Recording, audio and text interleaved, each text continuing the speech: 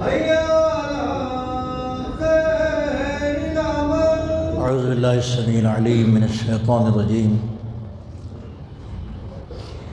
بسم اللہ الرحمن الرحیم الحمد للہ رب العالمین بارئ الخلائق اجمعین والصلاة والسلام علی سید الانبیاء والمرسلین وعلی آلہ الطیبین الطاہرین المعصومین ولعنۃ الدائمۃ علی اعدائہم وقتلتہم اجمعین اما بعد۔ عزیزان گرامی، خداوند عالم نے یہ محترم مہینہ پھر نصیب کیا، اس سے دعا ہے کہ اس کی برکتیں ہماری شامل حال رکھے۔ بڑی اچھی بات کسی نے کہی تھی کہ رمضان بھوکا مارنے کے لیے نہیں آیا ہے، رمضان بخشش کے لیے آیا ہے، بخشوانے کے لیے آیا ہے۔ تو کوئی یہ نہ سمجھے کہ صاحب یہ تو آ گیا مہینہ، یہ تو بھوکا مار ڈالے گا ہم کو، بھوکا رکھے گا ہم کو، اس لیے نہیں ہے۔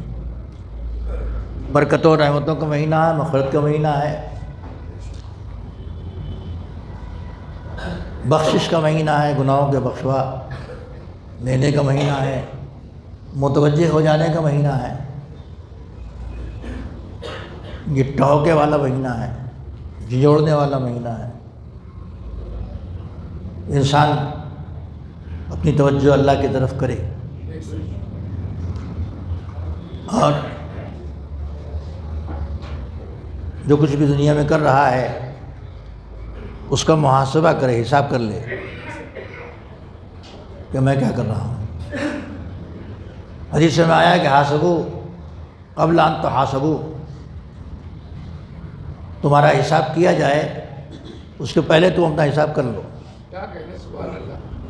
یہ نہ ہو کہ حساب کرنے والا کہ حساب تمہارا چیک کرے، خود چیک کر لو۔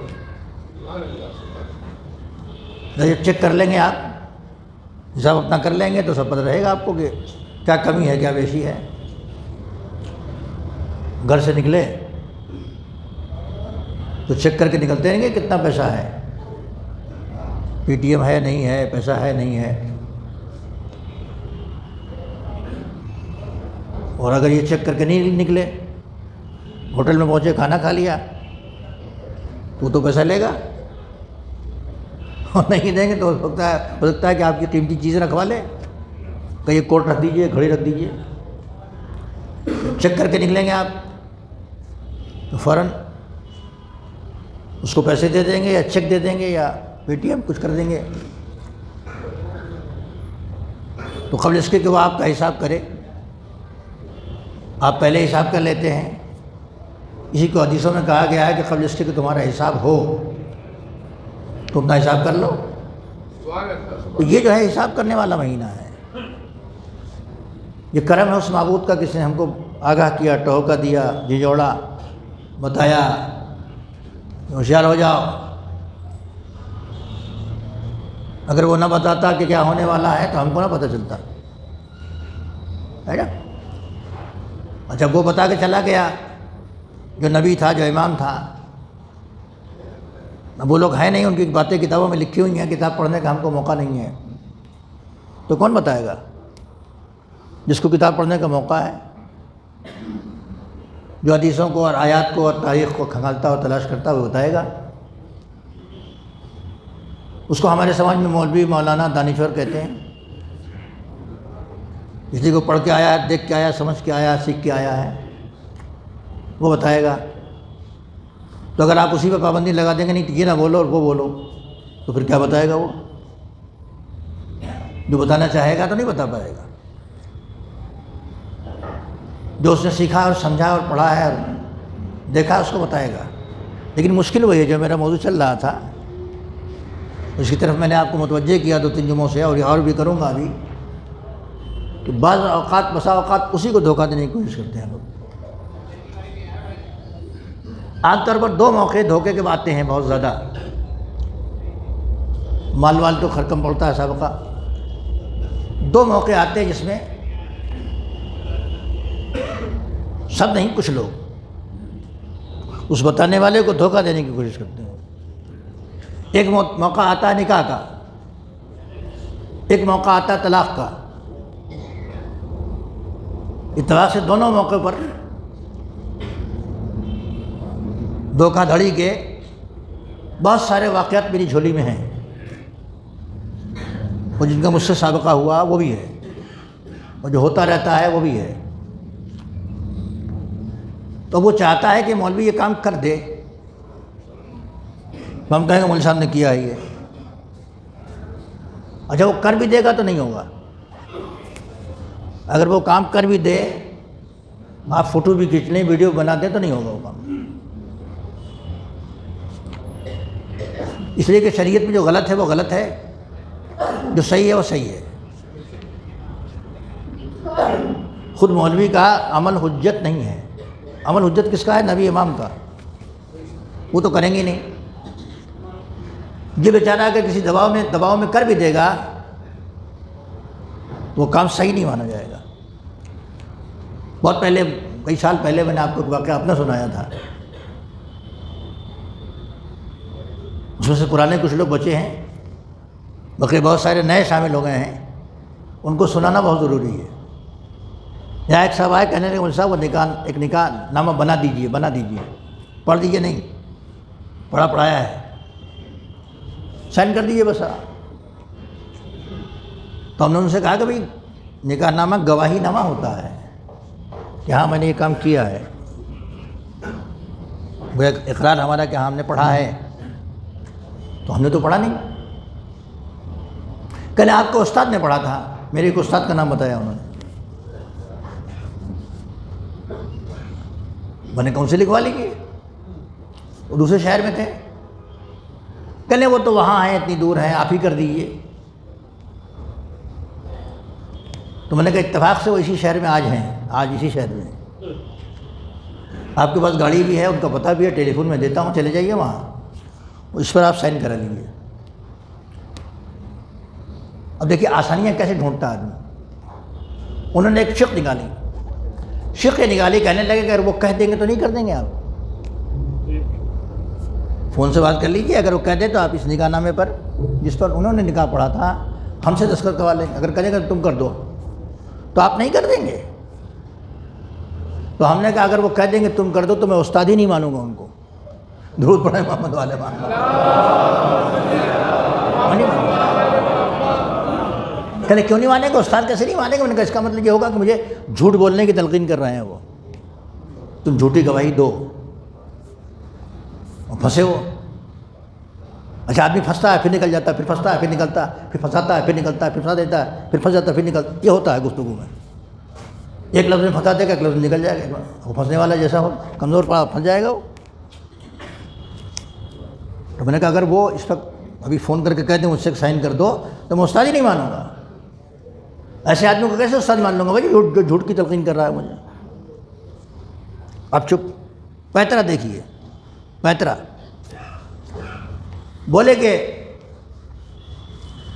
ٹھیک ہے آپ مت کیجیے، میں کل آپ کو لا کے دکھا دوں گا. ہاں کل میں آپ کو لا کے دکھا دوں گا اس پر دستخط ہو گئے ہیں. تو میں نے کہا دکھانے کیا ضرورت ہے بھائی، آپ نے کر لیا، آپ کا کام بن جائے گا، آپ کر لیجیے گا. نہیں اب دوسرا پیترا کہ میں نام لیا، میں فلاں کے پاس جاؤں گا، ان کے سامنے 5,000 روپیہ رکھوں گا. سچا واقعہ ممبر سنا رہا ہوں، رمضان میں روزہ رکھ کے، جھوٹی بات نہیں ہے یہ. ان کے سامنے میں 5,000 روپیہ رکھوں گا. نام لیا انہوں نے اور وہ سائن کر دیں گے. تو اب وہ جانے، آپ جانے، ان کا کام جانے، میں تو نہیں کروں گا. کہ میں ان کے سامنے 5,000 روپیہ رکھوں گا، وہ کر دیں گے سائن اس پر. اس کا مطلب ہمارے سماج میں ایسے لوگ بھی ہیں جن سے اس قسم کے غلط کام لیے جا سکتے ہیں. انہوں نے نام لیا، ایڈریس بتایا، پتہ بتایا. اب آپ بتائیے ایسا آدمی کبھی مجھ سے خوش ہوگا؟ کبھی. وہ جب بیان کرے گا تو کہے گا چھوٹے سے کام کے لیے گیا تھا انہوں نے نہیں کیا. یہی کہے گا نا بھائی ارے ان کی کیا بات ہے، میں گیا تھا ذرا سا کام تھا جی، اور پیسے بھی دے رہا تھا ان کو۔ جب جہاں بیٹھے گا وہاں ہماری برائی کرے گا، وہ اچھائی نہیں کرے گا، اچھائی بیان نہیں کرے گا، مگر یہ یقین رکھیے گا کہ جب بھی وہ برائی بیان کرے گا اس میں سے نیکی نکل کے آئے گی، ابھر کے آئے گی، میرے جنوں کا نتیجہ ضرور نکلے گا۔ ادھر دیکھیے، میرے جنوں کا نتیجہ ضرور نکلے گا، اسی سیاہ سمندر سے نور نکلے گا۔ صلوات پڑھتے محمد وعلی محمد۔ عزیزان گرامی، سچائی میں ایک طاقت ہے، سچائی میں ایک طاقت ہے۔ کبھی بھی گواہی نہ چھپائیے گا۔ ابھی آئے گا بیان میں کہ گواہیاں لوگ چھپاتے ہیں، اور گواہیاں کیسے نہیں چھپیں گی قیامت میں، اور قیامت میں ہمارے مقابلے میں گواہی دینے والے کون کون کھڑے ہو جائیں گے۔ یہ آئندہ آئے گا، ابھی نہیں آ رہا۔ ابھی بتا رہا ہوں کہ دھوکے دھڑی کی باتیں ہوتی ہیں۔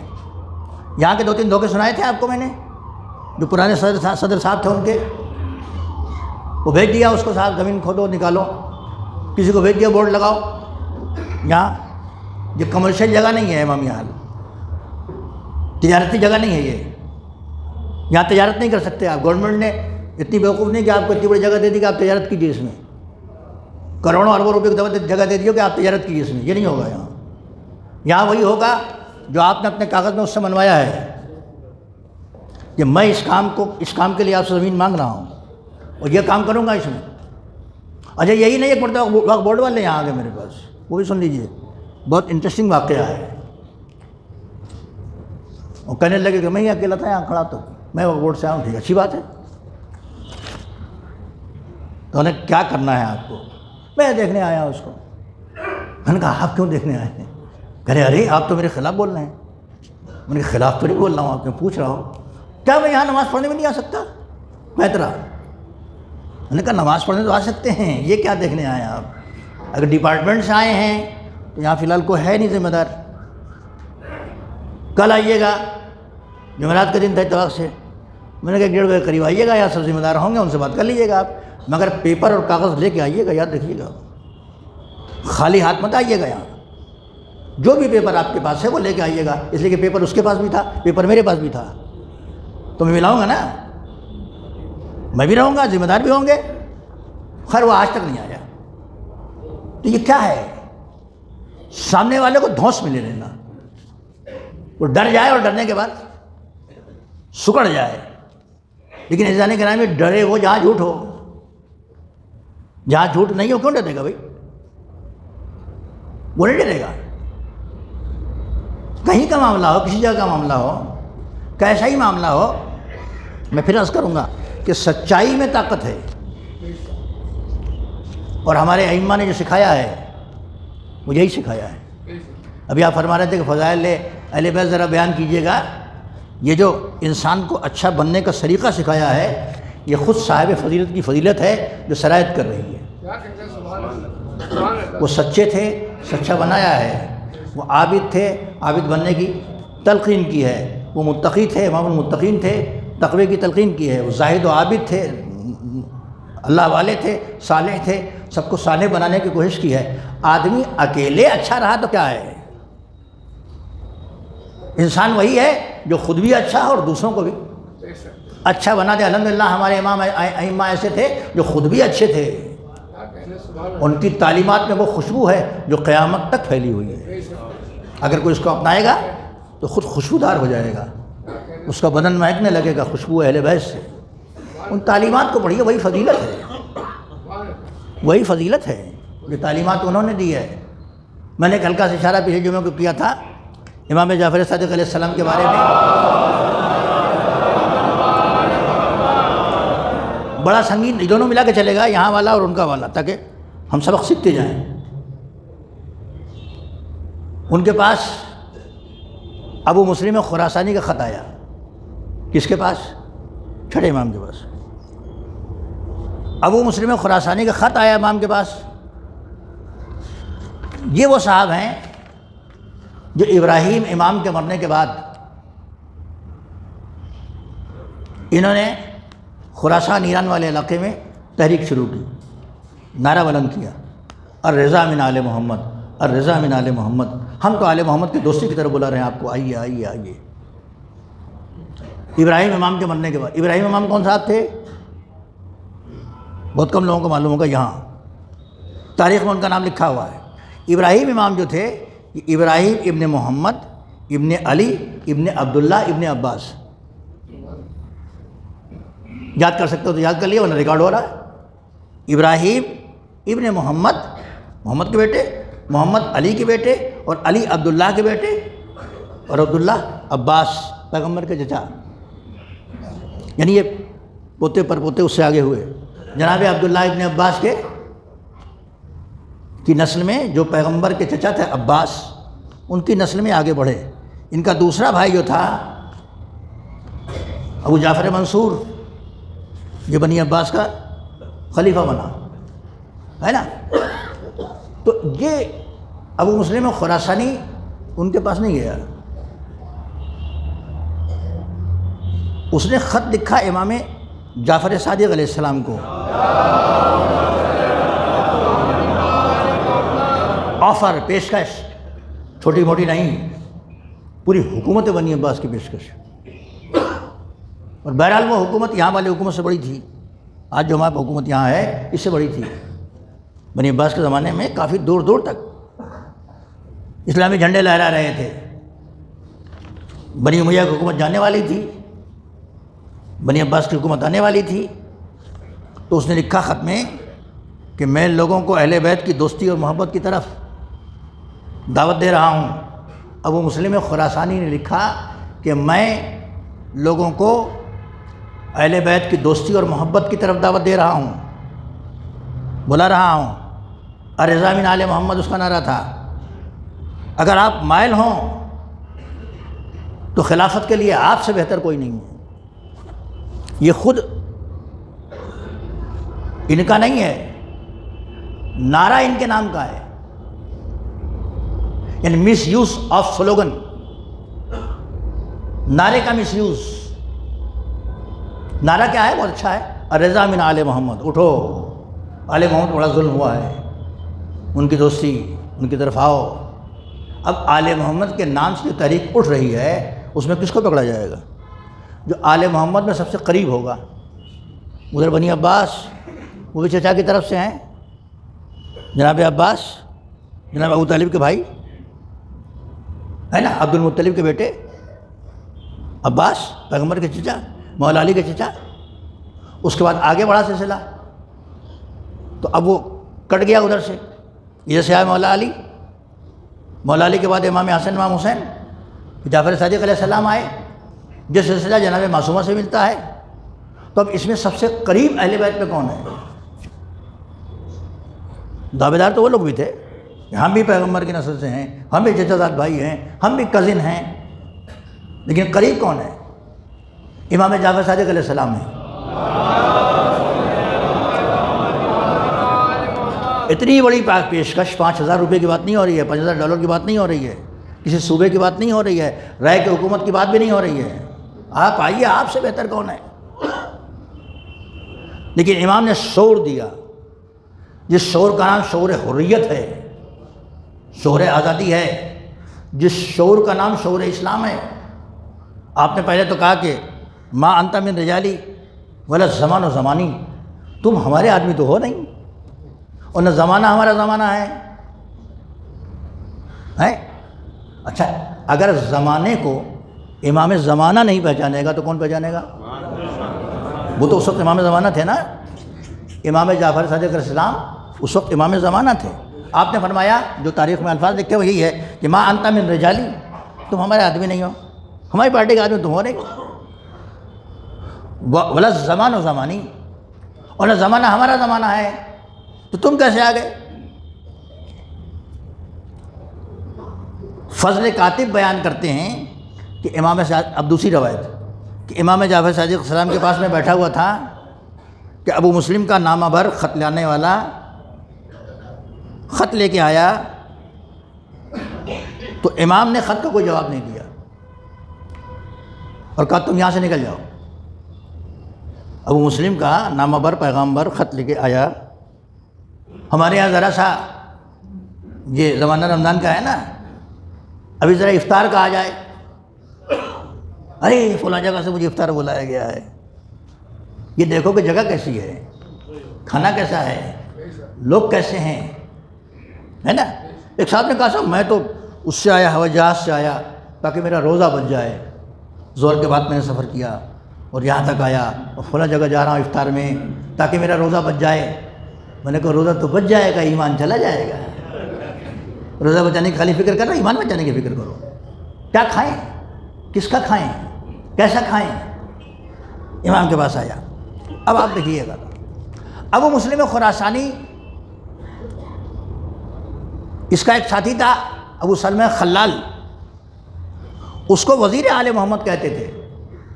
وہ بھی اس میں کا نہیں تھا، بنی عباس کے لیے کام کر رہا تھا. وہ جرائم کی ہلکی سی جھلک میں نے آپ کو سنائی تھی ابو مسلم کی، کہ 6 لاکھ سے زیادہ آدمی اس نے قتل کیے تھے. وہ امام کو آفر دے رہا ہے، اتنا بڑا قاتل. میں نے آپ کے سامنے سوال رکھا تھا کہ آپ کے امام کو جھک جانا چاہیے کہ نہیں جھک جانا چاہیے. آپ کے دل نے جواب دیا ہوگا کہ نہیں، امام کو نہیں جھکنا چاہیے. اسی میں سے درس نکلا ہوگا کہ جب ہمارا امام نہیں جھکتا ہے تو ہم کیوں جھکیں گے. درس تو وہی ہے نا. اچھا اب اور دیکھیے گا ترکیبیں کیا ہوتی ہیں، سیاسی چالیں کیا ہوتی ہیں. وقت کے دامن میں تنگی، ممکن ہے بات چھوٹ جائے، ایک حد تک پہنچا کے چھوڑ دوں گا میں، پھر آئندہ جمعے میں انشاءاللہ. اسی خاندان کے 3 افراد کے پاس خط بھیجا اس نے.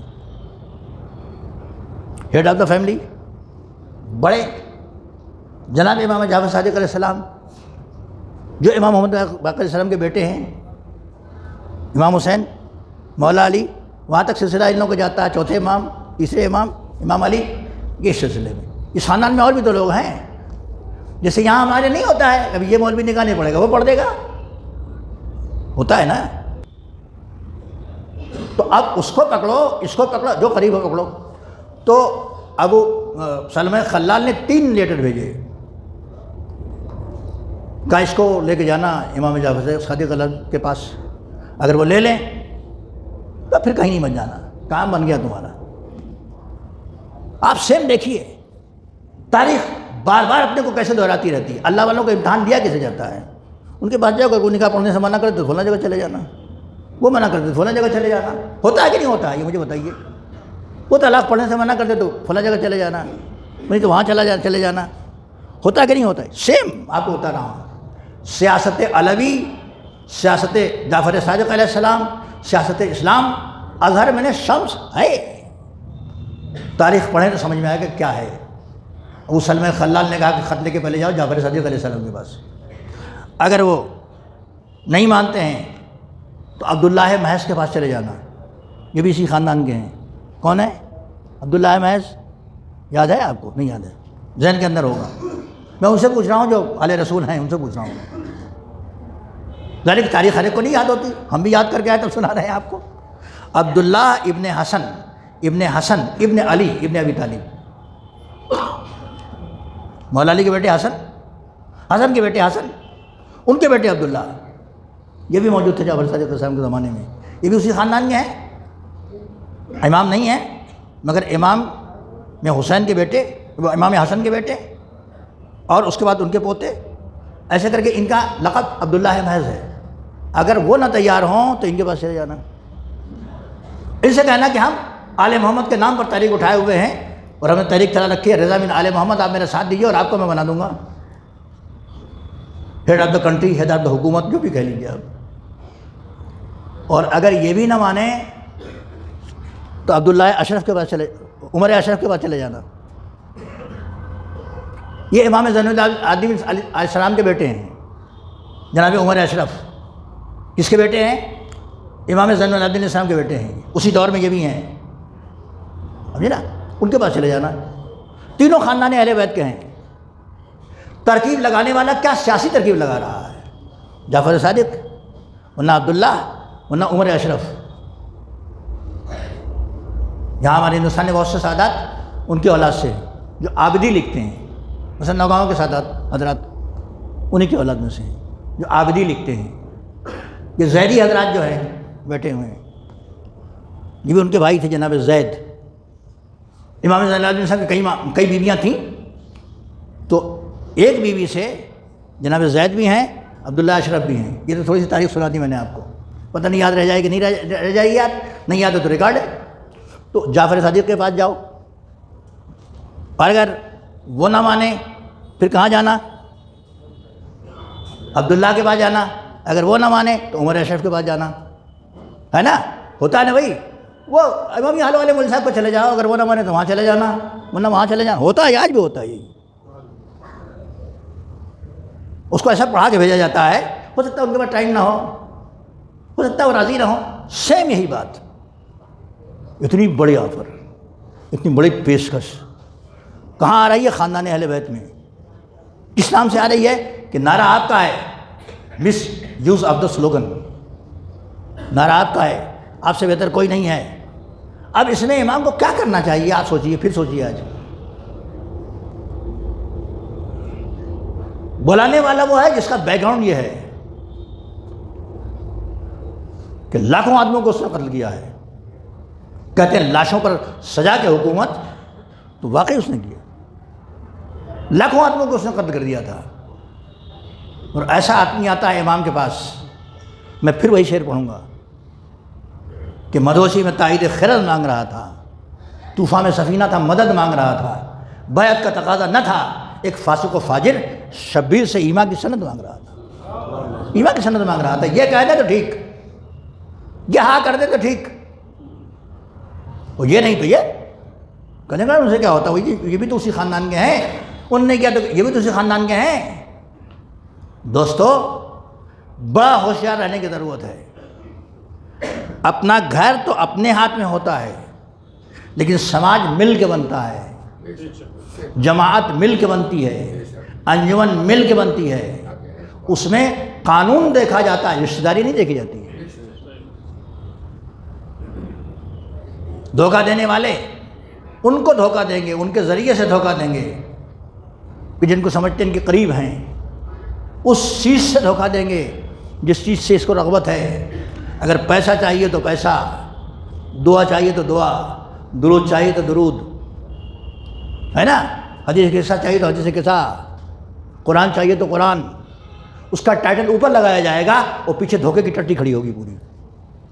ہر آدمی کو, ہر مولوی کو خالی نہیں, ہر مرد مومن کو ہوشیار رہنے کی ضرورت ہے. یہاں تک میں نے پھر پہنچایا, آج پھر میں اسٹاپ کر رہا ہوں, نتیجہ اگلے جمعے کو سناؤں گا. وصلی اللہ علی محمد وعلیہ الطاہرین. بسم اللہ الرحمن الرحیم. والعصر ان الانسان لفی خسر الا الذین آمنوا وعملوا الصالحات وتواصوا بالحق وتواصوا بالصبر.